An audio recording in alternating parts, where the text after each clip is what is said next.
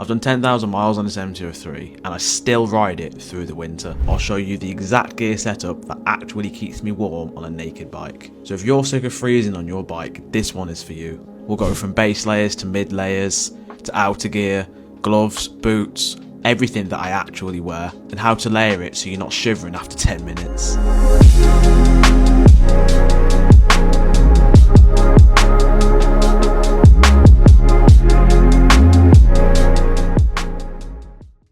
So the most important thing on this list is a windproof and waterproof jacket. Now the windproof part is actually the most important thing here, and obviously one that has a thermal lining, because on a naked bike that wind is going to be hitting you directly here no matter what speed you're doing. So if your jacket isn't windproof, that cold air is going to go right through. Now the key is to find a jacket that zips all the way up to your neck to stop any of that cold air getting through, and that makes a massive difference in keeping all the heat in and the wind out. Now what you wear underneath that jacket matters just as much.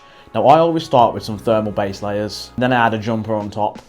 And just to note, I wouldn't recommend wearing a hoodie, because if you've got a jacket like mine that has quite thick collars, you're going to struggle to get the hood over the back of it, and you're going to feel like you're being strangled. So base layers trap that warm air against your skin, and then the jumper just adds another layer of extra insulation.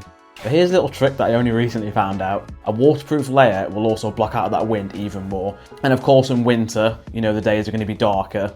Try and get a reflective waterproof jacket, because most normal riding jackets, the reflectors are very minimal. At least if you get a reflective waterproof jacket, that's going to make you visible. Because remember, with naked bikes, we don't have things like auxiliary lights that the touring bikes have, so we are a lot less visible on the road. So maxing out our visibility is really important here. So next up is your legs and feet. So what I always do is, along with my normal riding jeans, I wear a pair of waterproof trousers over the top, even if it's not raining, because that will create an extra barrier between you and the wind, and honestly it's a lifesaver. And think of those mornings when it's extra cold as well, so there's mist and vapour in the air. It'll also just keep you dry in general.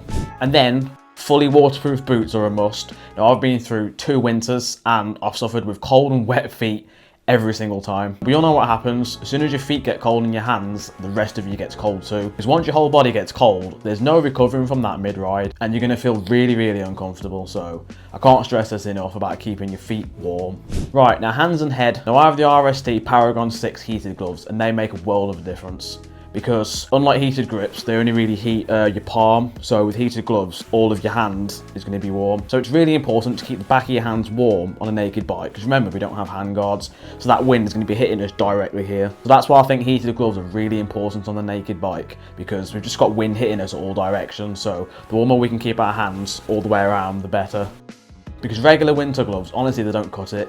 If you're doing anything above 60 miles an hour with no wind protection, winter gloves aren't going to keep you warm. We need to be adding heat. So with us fellow bald men, our brains will get cold if we don't wear a thick balaclava. So the key here is to get a balaclava that's 1, warm enough, and 2, comes all the way down here so you can tuck it into your jacket.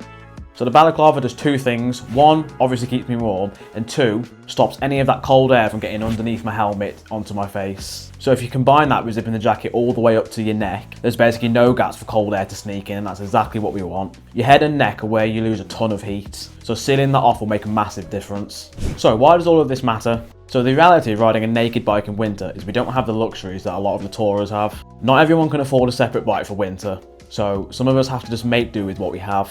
We've got no windscreen deflecting the wind, we've got no handguards, no factory fitted heated grips. You're completely exposed, so your gear has to work even harder. So every piece I've shown you today, I've specifically chosen because it fights off that wind and the cold that hits you directly on a naked bike.